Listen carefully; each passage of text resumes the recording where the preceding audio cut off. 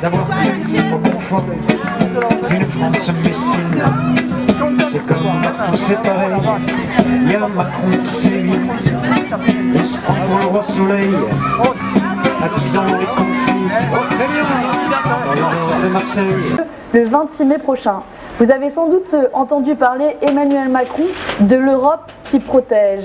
Oui, il l'a répété à de nombreuses reprises et dans sa dernière tribune. Et j'avais envie de vous demander aujourd'hui, qui l'Europe d'Emmanuel Macron protège-t-elle? Est-ce que l'Europe protège le climat quand elle signe à tour de bras des accords de libre-échange avec le Japon, avec le Canada, avec Singapour, demain avec la Nouvelle-Zélande, et organise le grand déménagement du monde de produits qui viennent de l'autre bout de la planète alors qu'ils sont disponibles ici en Europe? Est-ce que l'Europe d'Emmanuel Macron protège notre santé quand elle autorise le glyphosate pour 5 années supplémentaires, du glyphosate qui se retrouve dans notre assiette au quotidien et dans notre nourriture? Et puis une fois qu'on est au travail, nos droits sociaux, eux aussi sont régulés par l'Union européenne.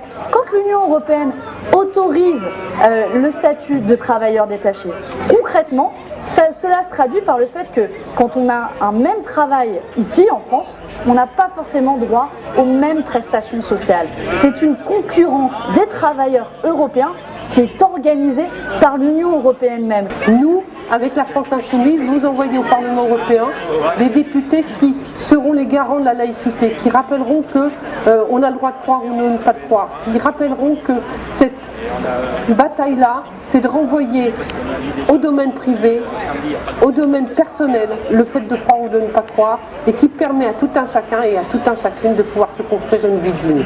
Voilà, le 26 mai, n'oubliez pas, votez pour la France Insoumise, c'est la liste de la laïcité. Et puisque l'Union européenne est présente dans notre vie de tous les jours, nous vous proposons de reprendre le contrôle de cette Union européenne-là en envoyant au Parlement européen, à partir du 26 mai, des parlementaires de combat, des parlementaires qui se battront pied à pied pour refuser les accords de libre-échange, pour refuser la mise en concurrence de nos services publics, pour refuser les règles d'austérité. Vous savez, cette règle des 3% de déficit qui fait qu'on ne peut pas investir massivement dans la transition écologique.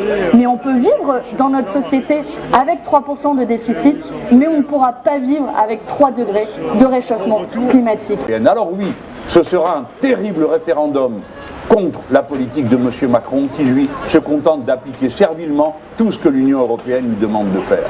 Voilà, votre bulletin de vote peut avoir un objectif et une réussite: faire entrer le peuple au Parlement européen. D'avoir pris au confort d'une France mesquine. C'est comme partout c'est pareil, il y a Macron qui sévit, il se prend pour le roi soleil, attisant les conflits dans le nord de Marseille.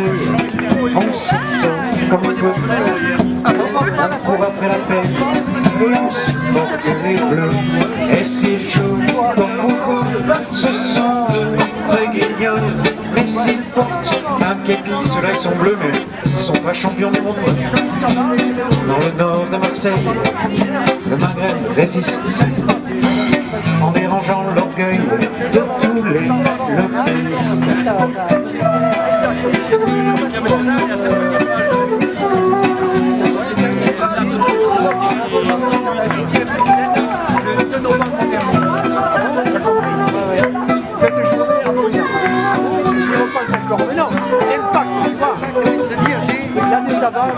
Et ces jours, ce sont